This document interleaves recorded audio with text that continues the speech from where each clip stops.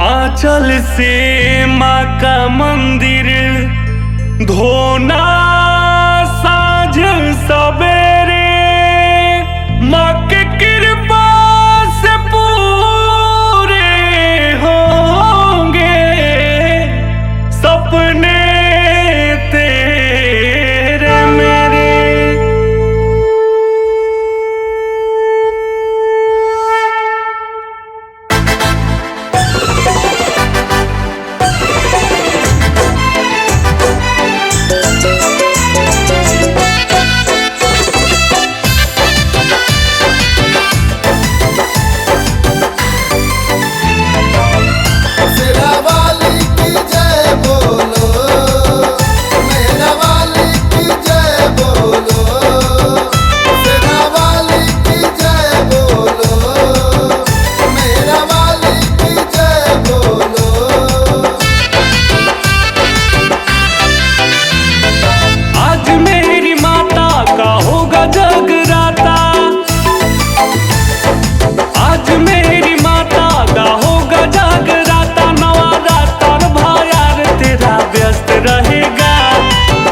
रहेगा माता रानी के भक्ति में मस्त रहेगा, शेरा वाली की भक्ति में मस्त रहेगा।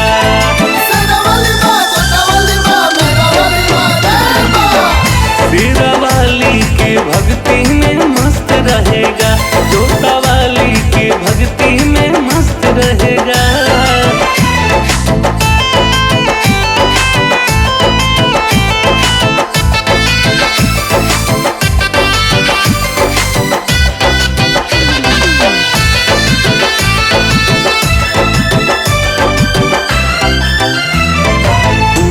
पंडाल में तू अबू न का, मैया के चुनरी चढ़बू न का।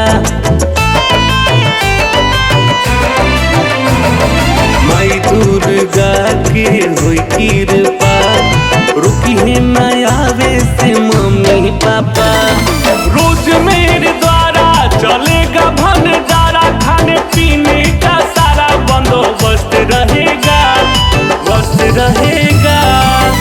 माता रानी की भक्ति में मस्त रहेगा, शेरा वाली की भक्ति में मस्त रहेगा।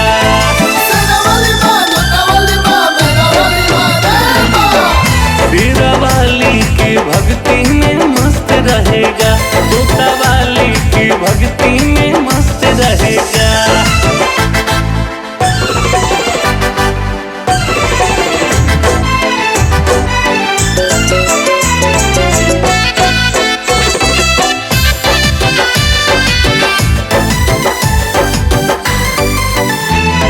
दशमी के दिन संगे करब हवन, पूरा करी है माई सोचब जवान।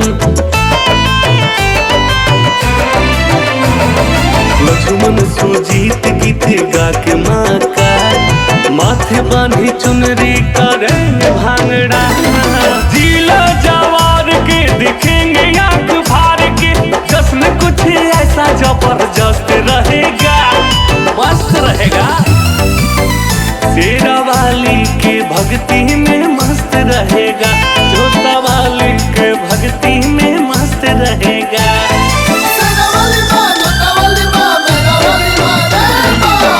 शेरा वाली के भक्ति में मस्त रहेगा, जोता वाली के भक्ति में मस्त रहेगा।